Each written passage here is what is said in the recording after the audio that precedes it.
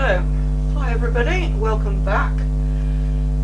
If you recall from the first one, I am using an Italian terracotta clay called a Glorex Soft Ton, and I've had a couple of practice sessions, so I'm feeling brave and I'm going to go for doing one live. Here's my practice ones. See? They're not perfect. Oops, where's the camera? That's it. Not perfect. They are a little bit thick on the bottom, but hopefully we can trim them up at a later stage. I'm actually quite pleased with the way it's coming out. The actual clay is a dream to handle, and it's certainly making nice garden pot type stuff. Anyway, I've got the next ball of clay on the wheel, and my next job is to centre it. So I'm going to start the wheel quite fast.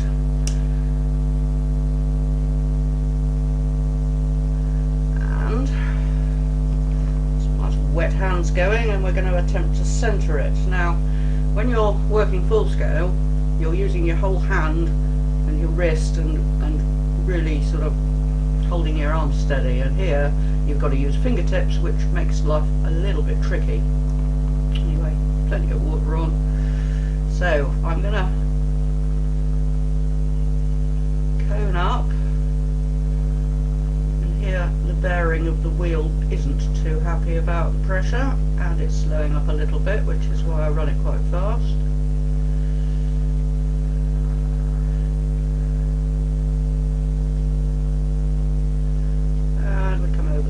Top to take the slime off, and now we're going to knock it down again,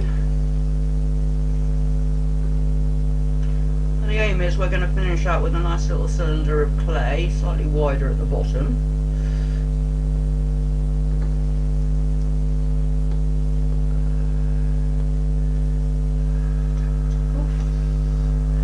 That's actually central, because otherwise it'll go wonky at a critical point, and that's when you get a real laugh.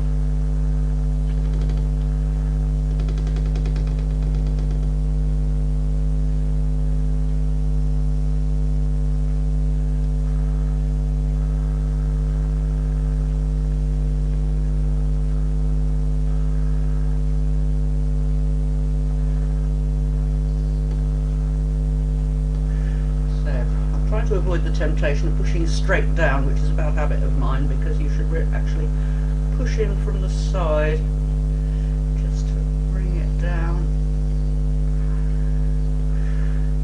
There we go.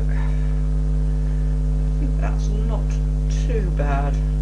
I hope the camera angle's alright. I tried to adjust it a bit so that the emphasis is on the wheel and you can see what's happening, which is the whole point of this.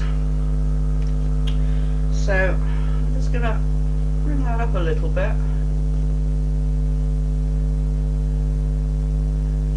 So I've got something like the base of the pot, and I'm now going to open it up.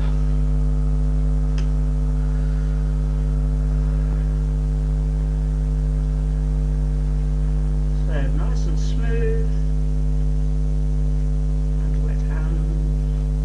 Down too far, and we're going to push outwards. That's resisting me.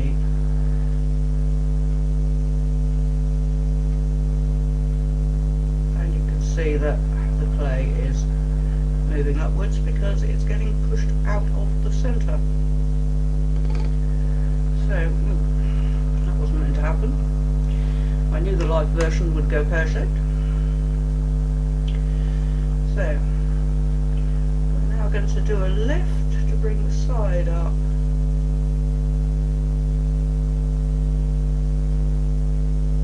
To bring both your finger and the inside up equally.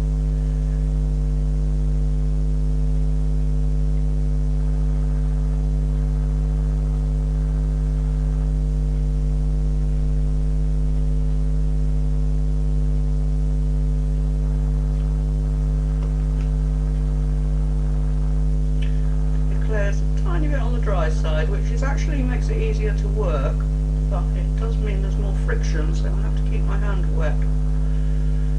So let's just push this up a little bit more.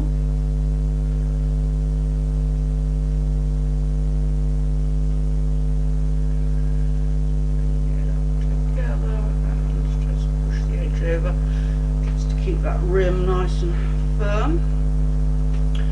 So this is shaping up to be a rather bellied pot.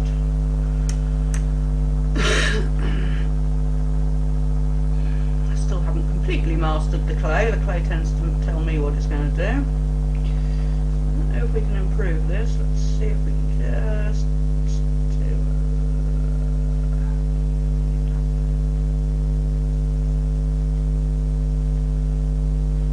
I'm pushing it against its natural inclination, so it's starting to go slightly wobbly.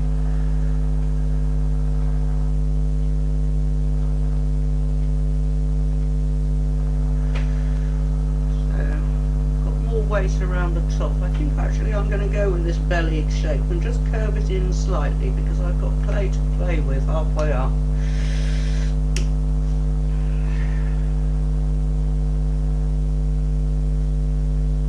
So this time we need the inside support below, and just going to bring that clay up and in a little bit.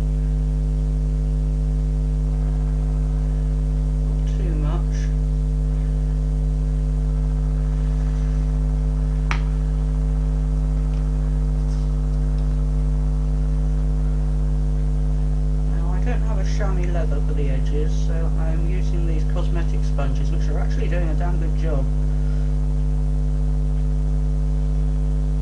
They're firm enough to take the odds and ends of. In fact, I'm having a much better result with these than I was with previous attempts.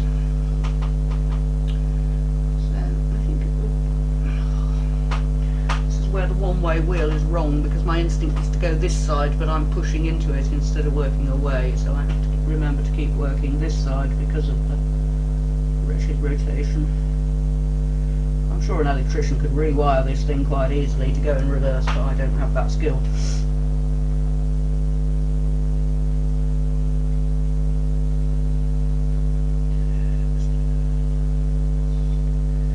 Smooth that off nicely. It's not a bit wonky now.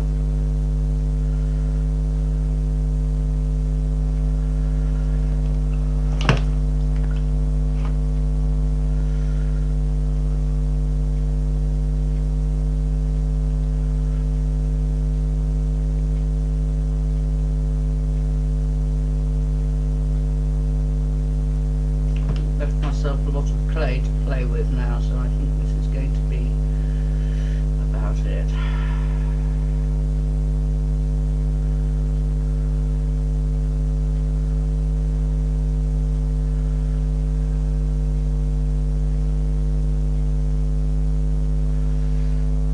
That is not straight anymore.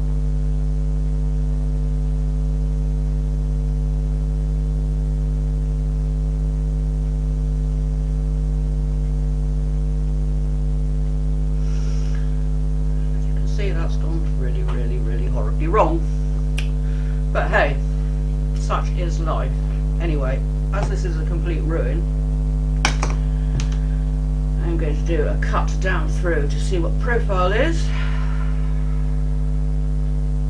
Through the middle.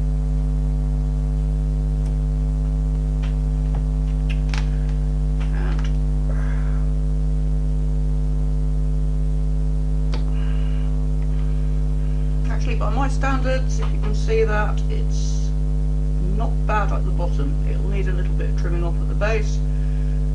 Otherwise, that's a nice even throw. It's just a shame I lost control of it at the end. Anyway, hope that gave you a giggle, and I'm going to keep practicing, like Simon Leach says. Bye for now.